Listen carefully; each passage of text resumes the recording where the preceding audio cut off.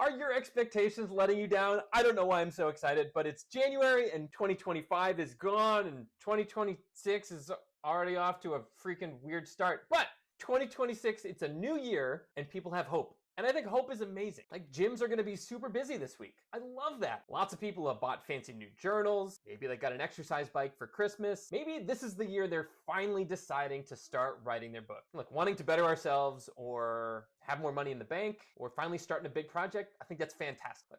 I have hopes and expectations for 2026 too. I'm just trying to do it this year with a different mindset. And unsurprisingly, like a few days into the year, I'm already struggling. But in my defense, this is something I've struggled with for like probably 40 years. I'm talking about expectations. I don't want us to be doomed before we even start, so let's adjust our mindset when it comes to putting expectations on our goals, hopes, dreams, experiments, whatever we're planning to do in 2026. Let's change how we think about them first. Cool? Cool. Here are a few cautionary tales that help me think differently. I remember one day reading Reddit, and I remember somebody asking the question, what's the worst part about being overweight? The most upvoted answer was as honest as it was heartbreaking. The fact that you put your whole life on hold, telling yourself that you will resume living when you lose the weight, then not being consistent with said weight loss journey, and basically never getting to truly live. We tell ourselves we need to avoid photo shoots until we've lost the weight, or that we can slow down and spend more time with our kids eventually, after we've reached some level of success. Maybe we say we'll finally feel worthy once we reach X number of subscribers, or Y number in the bank, or Z level of prestige amongst our peers. We put life on hold until. The unfortunate part of this is that we're probably going to come up short in our goals. Not because we're failures, not because we're broken, but because life will happen. Maybe our kid gets sick, or we get dumped, or we lose our job. Maybe we only lose some of the weight, or fill up part of the journal, or only make it part of the way through a yoga routine before we decide to give up. Maybe we start training for a marathon and realize, wait a second, I don't like running at all. I don't want to run a marathon. These aren't identity-defining events. They're simply things that happen. A missed goal is only a problem when our entire self-worth and value is dependent on us reaching that goal. If we tell ourselves we're failures until, then that means we're spending most of our life feeling like a failure, feeling behind, feeling not enough because we haven't reached the goal. It was an arbitrary goal to begin with. We picked it, hoping to better ourselves, but just because we didn't reach it doesn't mean we don't have value. It doesn't mean we're not worthy. It doesn't mean we can't love ourselves.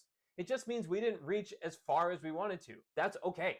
Problem then is once we fail on the goal and we feel bad, then we pick the next goal and we're already behind on that one and we're already not enough yet again. And this cycle just continues. It's crappy and unhelpful. We're missing out on the life we could be living right now with the people that are important to us because we've decided that this goal is the most important part of our value or our success or why we are who we are. And even worse, sometimes we actually reach those goals. And that's when the problems really start. In author Morgan Housel's book, The Art of Spending Money, which is really like a life philosophy book on comparison and social status, just disguised as a money book, he shares this story about a woman who got LASIK surgery and told her doctor that it ruined her life. She returned for a checkup a few weeks later, despondent. She said the surgery ruined her life. There was nothing wrong with the procedure. She could see clearly without glasses for the first time in years. Goodman pressed. Then what's the problem? The patient said she expected after losing her glasses, her husband would find her more attractive and her coworkers would find her more intelligent. When she realized they didn't, and love and respect weren't driven by something superficial like her glasses, she was crushed. You have a problem I can't help you with, Goodman told her. I'm sorry I didn't realize it earlier. It's astounding to witness someone gain what they thought they always wanted, only to realize that happiness is more complicated than they first assumed.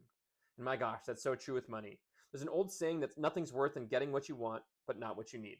When we feel less than, we can dream about some magical future after we've achieved a goal, or crossed a finish line, or hit a certain number, that all of our problems will magically be solved. People will treat us differently, we'll look at ourselves differently in the mirror, finally we'll be worthy of the expectations we placed upon ourselves. But time and time again, reality paints a different picture. Why?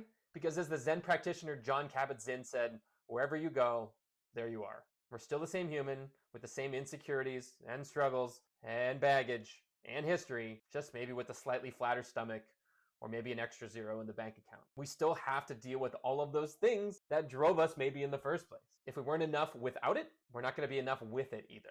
Hell, some of the richest people on the planet seem like the most miserable. Hollywood is full of cautionary tales because all the fame and fortune can't fill a void in somebody's life. I know a lot of people who got in incredible shape because they assumed then people would like them or love them. Maybe then they would love themselves. Unfortunately, it just made them more self-critical and neurotic because any imperfection was now glaringly obvious to them. Any flaw was unacceptable. That's heartbreaking. Now again, don't get me wrong, like trying to get healthy or make more money or start a new company or write a book. These are all amazing goals. I love this. Especially as like 5 companies try to create robots to take all of our jobs and take over the planet. The problem with these goals is when we assume that they will magically fill some existential void in our life or solve all of our problems or actually finally make us happy, and we put all of those expectations on these things that we might not even want to do. And our brains love telling us this and that we're going to be different. I'm reminded of this story in Madeline Miller's The Song of Achilles, where Achilles is talking to his ward Patroclus about heroes and heroism and how heroes never get to be happy. Achilles' eyes opened. Named one hero who was happy. Patroclus considered. Heracles went mad and killed his family. Theseus lost his bride and father. Jason's children and new wife were murdered by his old. Bellerophon? I don't know. Somebody leave a comment. Tell me how they're supposed to pronounce that. Bellerophon? Ooh, let's go with Bellerophon. Bellerophon killed the Chimera. Got that one right. But was crippled by the fall from Pegasus's back. You can't. He was sitting up now, leaning forward. I can't. I know. They never let you be famous and happy. He lifted an eyebrow. I'll tell you a secret. Tell me. I loved when he was like this. I'm going to be the first. Now, here's a 2,700-year-old spoiler. Things do not work out well for Achilles. We can read story after story of people who reach some level of success or thinness or financial fame and fortune and celebrity, and yet are still miserable. And yet we still tell ourselves, well, they're broken. That would not be my problem. I just need to do this thing and then things will be okay for me. It's kind of like that scene in Arrested Development where Lindsay and Tobias are deciding to open up their marriage to save it. Well, did it work for those people? No, it never does. I mean, these people somehow delude themselves into thinking it might, but... but it might work for us. Okay, I really just included that because I wanted to include a clip from Arrested Development, which is still criminally underrated, but hopefully you get the point I'm trying to make. We all do it. Our brains all do it. We see these cautionary tales, and then we go ahead and still set similar expectations of, I'll be different. I just need to reach this thing, and then I can be happy. Then I can be successful.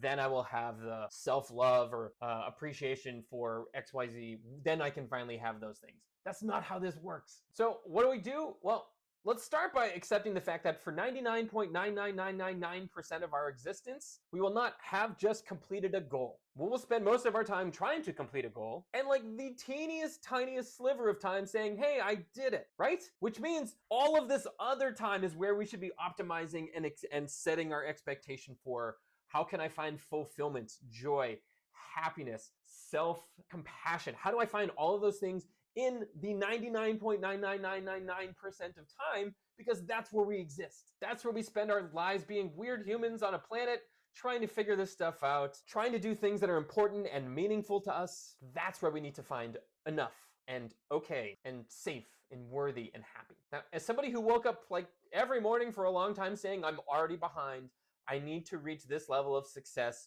with nerd fitness and my life, and then I can feel enough.